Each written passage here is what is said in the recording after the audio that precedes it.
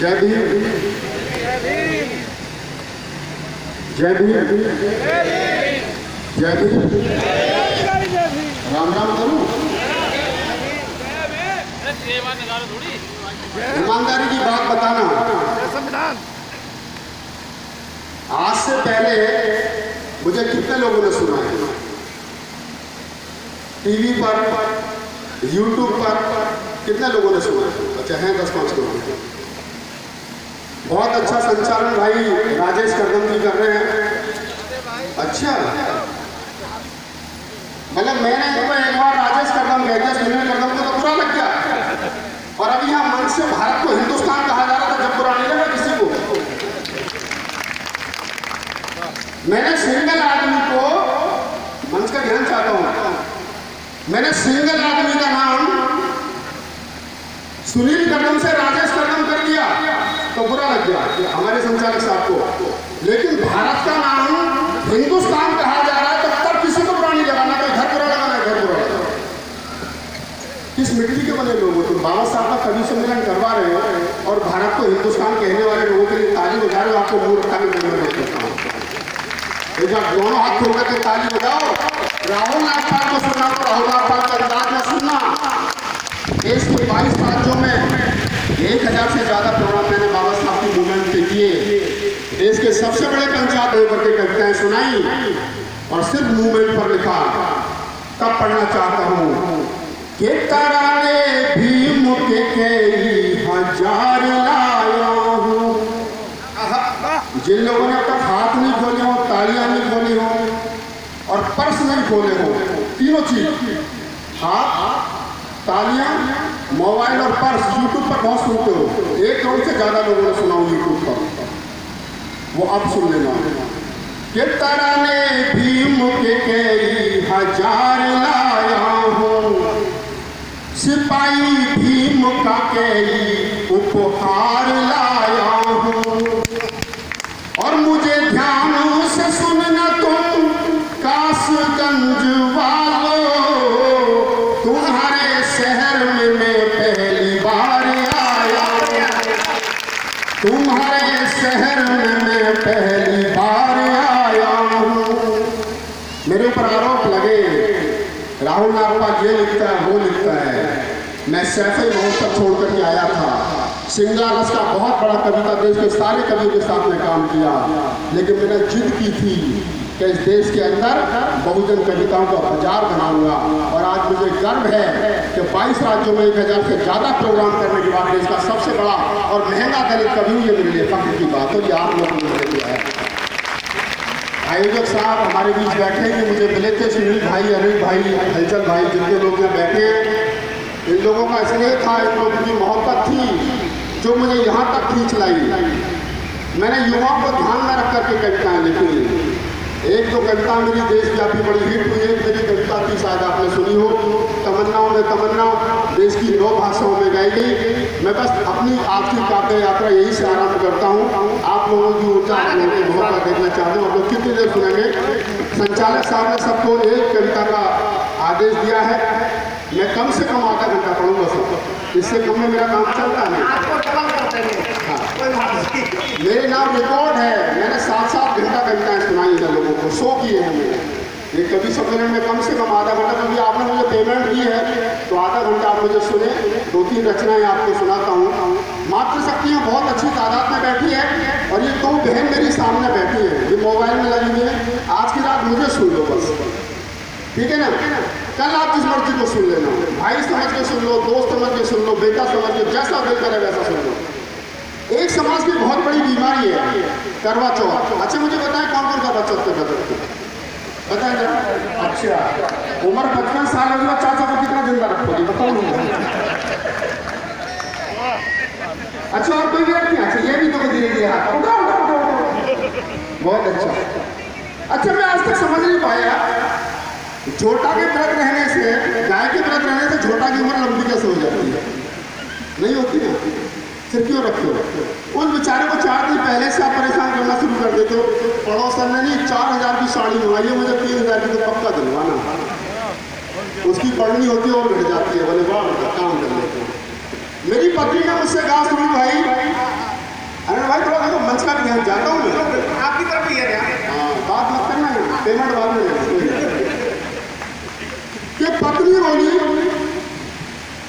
पत्नी बोली करवा चौथ पर एक साड़ी दिलवाओ।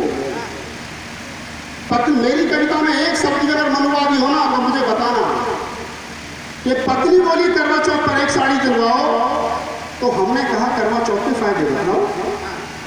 बिल्कुल सिंपल भाषा में कविता, कोई ज्यादा कविता लिखना कोई बहुत बड़ा काम थोड़ी है। तो बड़े कवि बैठे उन्होंने पता नहीं क्या क्या बता रखा है कि कविता लिखना बड़ा बड़ा होगा, ऐसा कुछ नहीं है। कि पत्नी बोली करवा चौथ पर एक साड़ी दिलवाओ, और हमने कहा कि करवा चौथ के फायदे बताओ। तो पत्नी बोली उम्र किया एक व्रत में 1 साल बढ़ जाएगी और मौत तुम्हारे कभी नहीं नजदीक आएगी। खाली हो जाओ, महात्मा गांधी समाधि बैठे हुए ताली नहीं बजाएगी। कि पत्नी बोली उम्र किया एक व्रत में 1 बरस बढ़ जाएगी और मौत तुम्हारे कभी नहीं नजदीक आएगी। तो मैंने कहा प्राण प्रिय सा मत कीजिए, और ये करवा चौथ का तभी तोड़ दीजिए। तो मैंने कहा प्राण प्रिय सा व्रत मत कीजिए, ये करवा चौथ का व्रत तभी तोड़ लीजिए, तुम्हारे व्रत रहने से मेरी उम्र 40 वर्ष बढ़ जाएगी। अब सुनो कैसे 40 वर्ष बढ़ जाएगी। मैंने भारत का दाम्पत्य जीवन पढ़ा, पति पत्नी का यहाँ जीवन 60 साल चलता है, और अगर पत्नी लगातार व्रत रही तो आदमी की उम्र पक्का बढ़ गई ना, औरत की घट गई हर साल के हिसाब से। क्या तुम्हारे व्रत रहने से मेरी उम्र 40 वर्ष बढ़ जाएगी, तब भी मैं तो 100 वर्ष तक जीऊंगा, तो 7 महीने बढ़ जाएगी। बहुत बढ़िया। तगली में तो 100 वर्ष तक जीऊंगा, तू 60 महीने बढ़ जाएगी। वो 40 वर्ष में किसके सहारे जीऊंगा, किसके हाथ की चाय और कॉफी पीऊंगा। वो 40 वर्ष में किसके सहारे जीऊंगा, किसके हाथ की चाय और कॉफी पीऊंगा। चाय की चाहत जब मुझे भाभी के घर तक ले जाएगी, तो भाभी फिर मुझे रड़वा कहकर नहीं चलाएगी। चाय की चाहत जब मुझे भाभी के घर तक ले जाएगी, तो चाय की चाहत जब मुझे भाभी के घर तक ले जाएगी, तो भाभी फिर मुझे रड़वा कहकर के चलाएगी। ऐसे तानों को मैं कैसे सह पाऊंगा, और ज्यादा कुछ कहूंगा तो मछलियों से फिर जाऊंगा। ऐसी तानों को मैं कैसे सह पाऊंगा, ज्यादा कुछ कहूंगा तो भतीजों से फिर जाऊंगा। मेरा एक काम कीजिए, हाथ जोड़ के कहता बेचारा पत्नी, क्या मेरा एक काम कीजिए, पहले मेरे 40 वर्षों का इंतजाम कीजिए। मेरा एक काम कीजिए, पहले मेरे 40 वर्षों का इंतजाम कीजिए, और ऐसा नहीं कर सकती हो तो छोड़ दीजिए, और ये करवा चौथ के व्रत अभी तोड़ दीजिए। माइक बहुत अच्छा नहीं है भैया, थोड़ा सा इसको बढ़ा दे, कुछ कर रहा हूँ। पिछले दिनों बड़ी फेमस हुई, हमारे संचालक जो ऑर्गेनाइजर साहब उन्होंने कहा राहुल जी मैंने यूट्यूब पर सुनी थी। मैंने बाबा साहब के परिनिर्वाण दिवस के मौके पर और संसद भवन में खड़े होकर के वो कविता सुनाई, तो वो देश में लगभग 2 करोड़ लोगों ने अब तक सुनी यूट्यूब पर। तो मैं चाहता हूँ कि वो कविता के 2-4 लाइनें आपको सुनाऊँ। स्वागत है। आज हमारे लोग, बाबा साहब डॉक्टर अम्बेडकर ने कहा था कि 2 काम कर लेना, सिर्फ 2 काम। पहला, ब्राह्मण को घर में मत बुलाना, दूसरा मंदिरों में मत जाना। इस 2 काम से ब्राह्मणवाद खत्म हो जाएगा। ना तो आज तक हमने ब्राह्मण को बुलाना बंद किया, दोनों मंदिरों में। मैं रात को 7-7 घंटे, मेरा नाम रिकॉर्ड है राजस्थान के रेगिस्तान में, मैंने खड़े होकर के 7-7 घंटे कविताएं सुनाई। जब सुबह को देखता हूँ ना तो लोग जा रहे होते हैं पत्नी के पीछे पीछे थाली सजा करके मंदिर में। लगा क्या हुआ जी, पत्नी नहीं मानती। आए तो साहब पत्नी नहीं मानती, मैं पत्नी तेरी है नहीं मानेगी कहाँ से। क्या जी बच्चे नहीं मानते, मेरे बच्चे भी तेरे नहीं पड़ोसी के, तेरे होंगे तो मानेंगे। मेरे बच्चे मेरी ना माने किसकी मानेंगे साहब बताओ मुझे। मेरी बेटी मेरा बेटा मैं खिलाता हूँ, मैं पढ़ाता हूँ, मेरी बात नहीं मानेंगे। घर से निकाल के बाहर करता हूँ, जायदाद से बेदखल कर दूँ, कैसे नहीं मानेंगे। तब मेरे जैसे कवि को मजबूर होना पड़ता है साहब, तब मैं लिखता हूँ। क्या कहता हूँ, जरा पंक्तियाँ समझना। एक पंक्ति भी अगर बाबा साहब की विचारधारा को टच ना करती हो तो मुझे बताना। कि हाथ में पूजा की थाली लेके मंदिर जा रहे हो, के हाथ में पूजा की थाली लेके मंदिर जा रहे मुझको तो इतना बता दो, मंदिरों ने क्या दिया है। बहुत बढ़िया, बहुत बढ़िया। और पत्थरों से मांगने की क्या जरूरत पड़ गई है।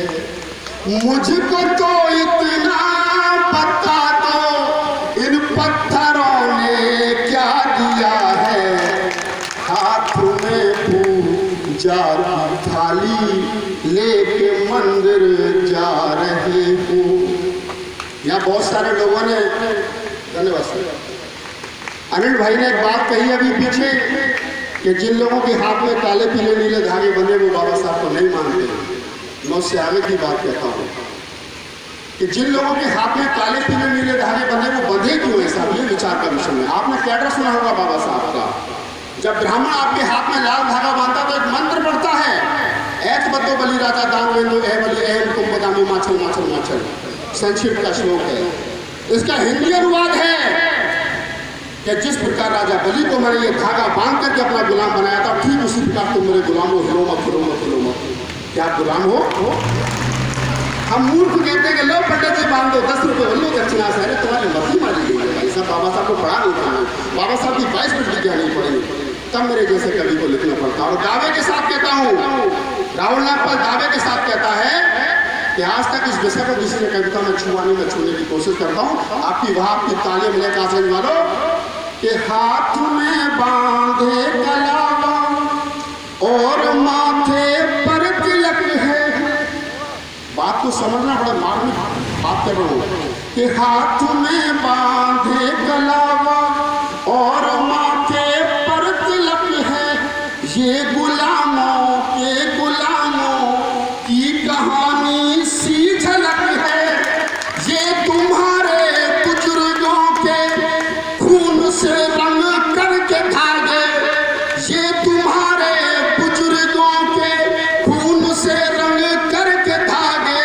ये विदेशी और लुटेरे आर्यों ने तुमको बांधे, हाथ में पूजा की थाली लेके मंदिर जा रहे हो।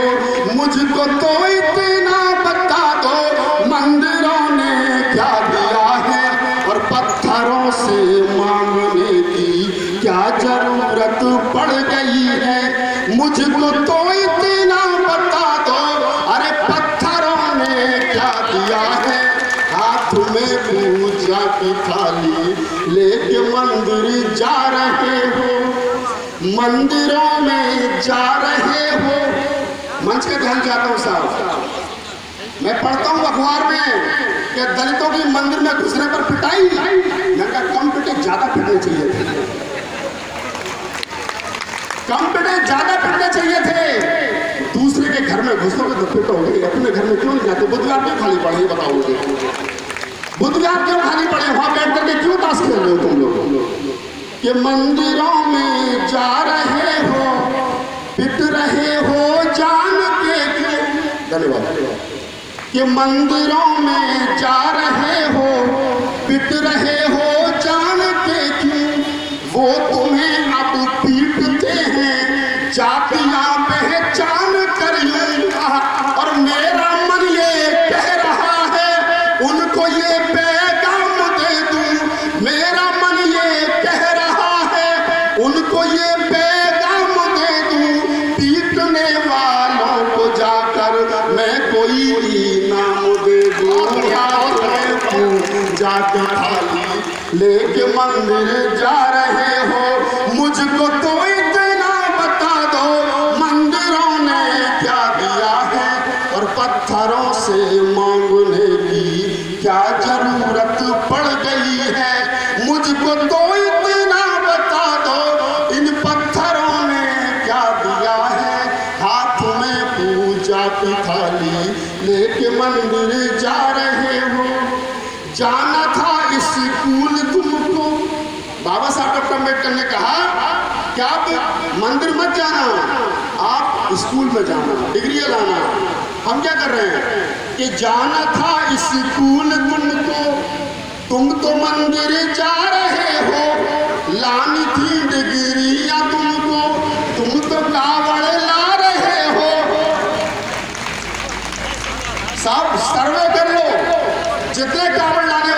80% हमारे हैं।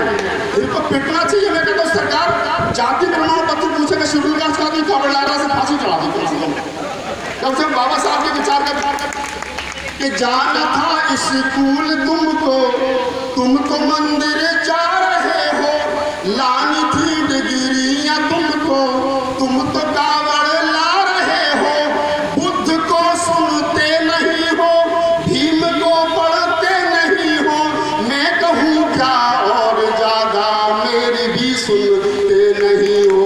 हाथों में जाति थाली लेके मंदिर जा रहे हो, मुझको तो इतना बता दो मंदिरों ने क्या दिया है, और पत्थरों से मांगने की क्या जरूरत पड़ गई है। मुझको तो इतना बता दो, अरे पत्थरों ने क्या दिया है, हाथ में पूजा की थाली लेके मंदिर जा रहे हो। आपके बीच में मैं चाहता हूं कि मैंने पेमेंट ली है इनसे, तो कम से कम इतना सुना के जाऊं कि इनको भी ऐसा लगे कि भी राहुल ने पैसे लिए थे तो ठीक ठीक सुना भी दिया। एक दो रचना और सामने बोर्ड लगाए 23 अप्रैल को अपना अमूल्य बोर्ड देकर लोकतंत्र को मजबूत करें। बहुत अच्छी बात है, मजबूत करेंगे कैसे? मैंने गीत लिखा था, मैं पहला आदमी हूँ भारत का जिसने बहुजन समाज पार्टी के लिए गीत लिखे। बहन जी ने धन्यवाद कहा, उनका धन्यवाद है। हालांकि आजकल मैं जिस संगठन में काम करता हूँ उस संगठन से बहन जी की ज़्यादा पटती नहीं है। मैं भीम आर्मी का राष्ट्रीय प्रवक्ता हूँ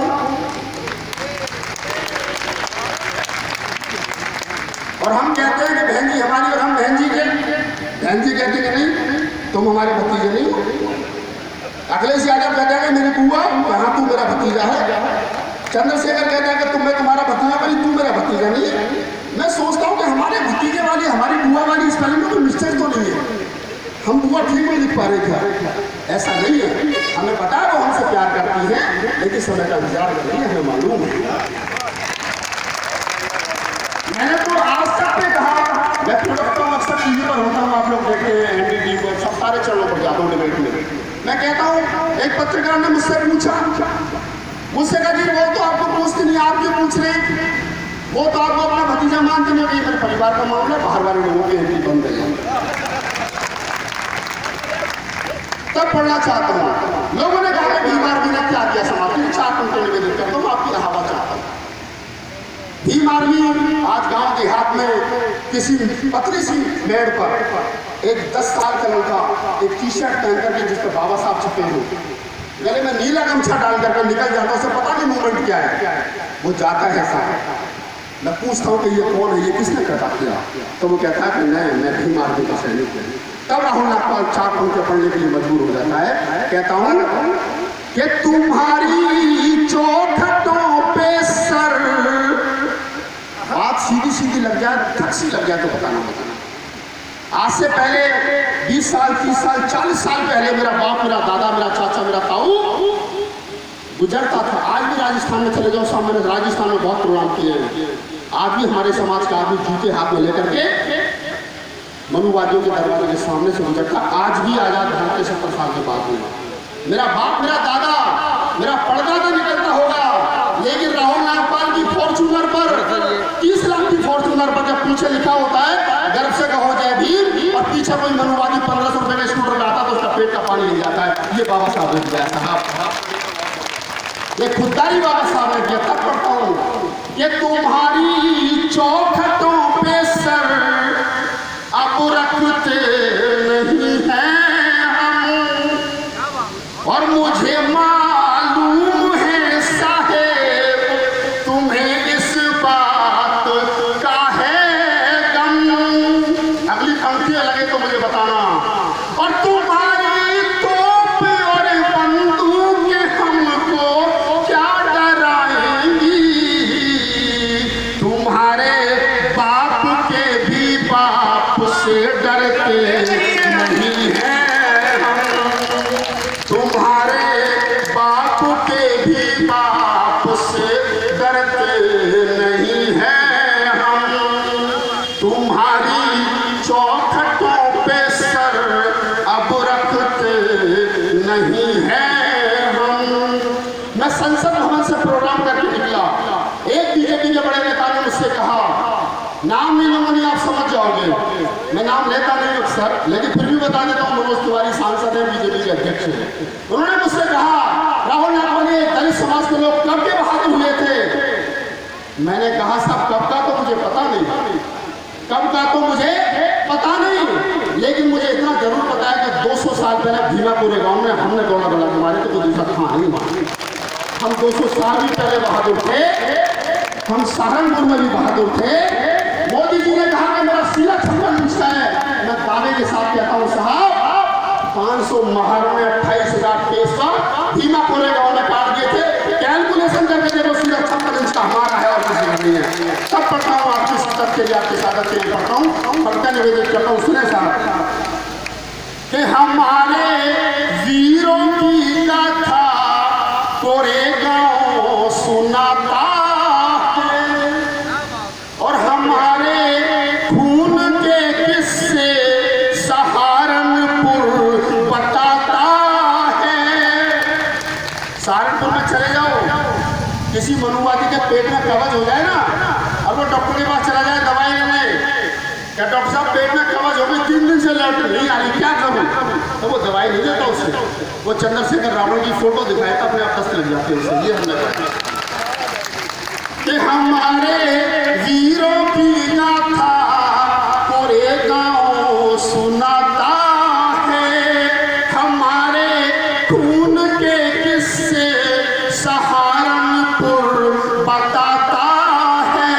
ये बाबा के दीवानों की कहानी है, जरा सुन लो, तुम्हारी आंख से आंख कोई रावण मिलाता है, तुम्हारी आंख से आंख कोई रावण मिलाता है, हमारे खून के किस्से सहारनपुर बताता है।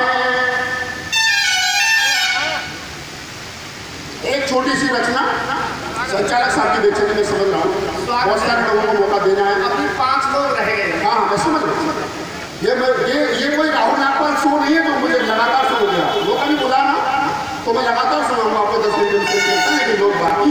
एक छोटी सी रचना, चुनाव आपके सामने है, मैंने आयोजक साहब से पूछा कि राजनीतिक टिप्पणियां कर सकते हो, उन्होंने कहा बिल्कुल कर सकते हो।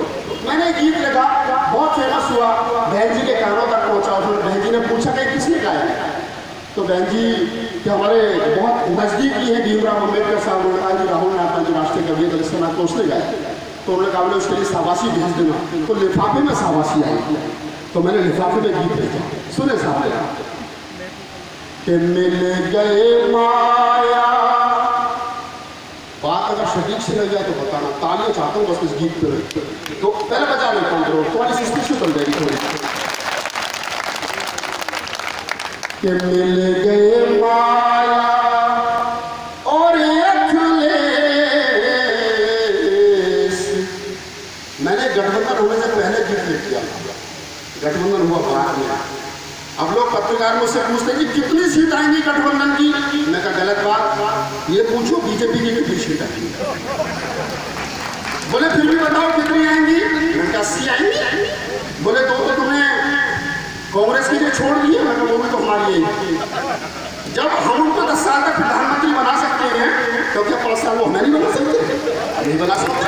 और बहन जी ने तो कहा है कभी तो मेरा एहसान बाकी है, तो एहसान लेने का विषय है, तब करता हूँ साहब गीत आपको समर्पित करता हूँ। काफी बारों बहुत अच्छा सुन रहे हैं आप कि मिल गए माया और अखिलेश, तो बीजेपी का कटा कलेश, मिल गए दोनों को, मिल गए माया और अखिलेश, तो बीजेपी का कटा कलेश, मूल निवासी हो गए, मूल निवासी हो गए, बीजेपी का कटा कलेश, मिल गए माया और अखिलेश, तो बीजेपी का कटा कलेश। बंद सुने कि गोरखपुर की 28 साल से नहीं हारे साहब गोरखपुर, जब हारे तो सिर्फ हमसे हारे। धन्यवाद। हारे तो सिर्फ हमसे हारे। मैं मालाओं का लाभ ज़्यादा नहीं बोलता, माला लोग गले में डालते, मैं माफ़ी चाहता हूँ। मैं चाहता हूँ माला डलवाने के लिए सब झुकाना पड़ता है आपका, इसलिए और सब झुकाना तो बाबा साहब ने सिखाया नहीं, तो झुकाएं कैसे। बहुत गाय के नाम पर मांगी थी योगी जी, और गोरखपुर में हार के 28 साल से नहीं हारे, आपके हारे कि गोरखपुर की कायम रखनी योगी जी को दे दी पटखनी। ताली बजाओ यार। कि गोरखपुर की कायम रखनी योगी जी को दे दी पटखनी। मोदी जी के उड़ते केस मिल गए माया और अखिलेश, तो बीजेपी का कटा कलेश। मिल गए माया और अखिलेश, तो बीजेपी का कटा कलेश। के फूलपुर में एक सीट का जिक्र सुनना, दूसरी हारे फूलपुर। तब मैंने कहा कि फूलपुर में फूल नहीं है, फूलपुर में फूल नहीं है, साइकिल है वहाँ धूल नहीं है, साइकिल है वहाँ धूल नहीं है। बीजेपी के हैं अवशेष। मिल गए माया और अखिलेश, तो बीजेपी का कटा कलेश।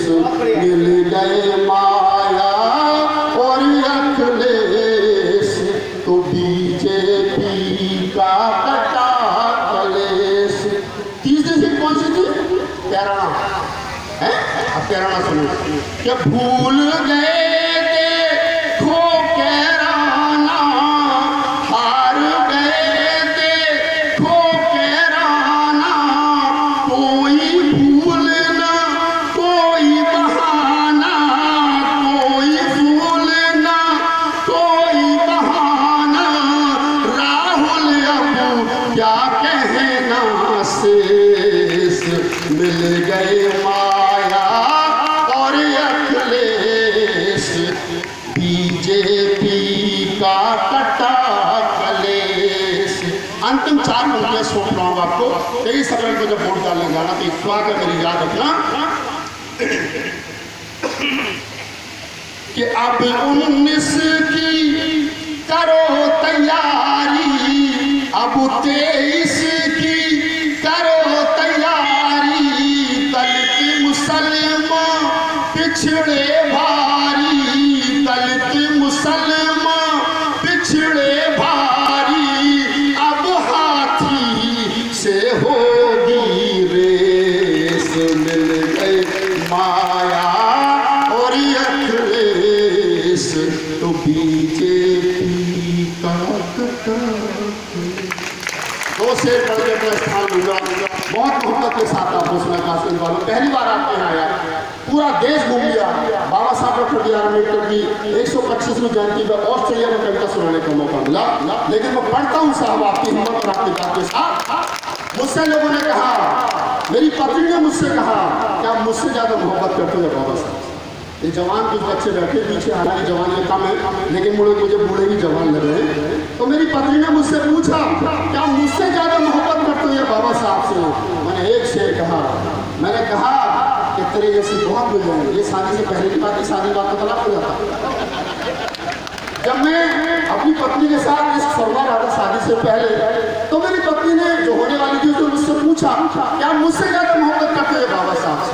तो मैंने कहा कि मैं मोहब्बत तो बाबा साहब से ज़्यादा करता हूँ। बोले वो क्यों? मगर तेरे जैसी बहुत मिल जाएगी, बाबा साहब जैसा दूसरा नहीं मिलेगा।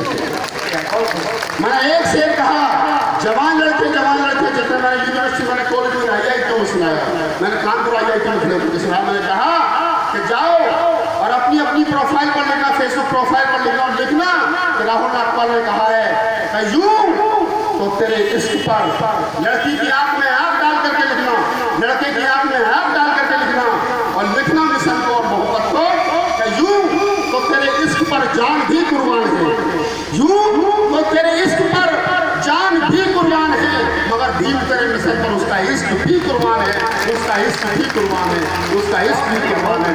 अंतिम दो पंक्ति आयोजक मंडल हमारा बैठे नहीं साहब में अंतिम दो पंक्ति पढ़ के अपना स्थान लिखा हूं कि बुलाते रहोगे तो आता रहूंगा। आयोजक साहब बुलाते रहोगे तो आता रहूंगा, तराने भीम के सुनाता रहूंगा और मैं बाबा साहब के मिशन का सबसे छोटा सा सिपाही इन मनुवादियों के छक्के छुड़ाता रहूंगा। जय भीम। मेरे साथ एक नारा लगा दो, जय भीम, जय भीम, जय भीम, नमो बुद्धाय। तो आप देख रहे थे कि राहुल नागपाल के काव्य जो बातें रखी थी काव्य के चीज़ों में, और वो अभी समाप्त हुई है। और ये वो मंच है जहाँ पे तमाम भारतवर्ष के अलग अलग स्टेट से आए हुए ये तमाम कवित्री इकट्ठे हुए एक मंच पे बाबा साहब के 128वें जन्मोत्सव समारोह में।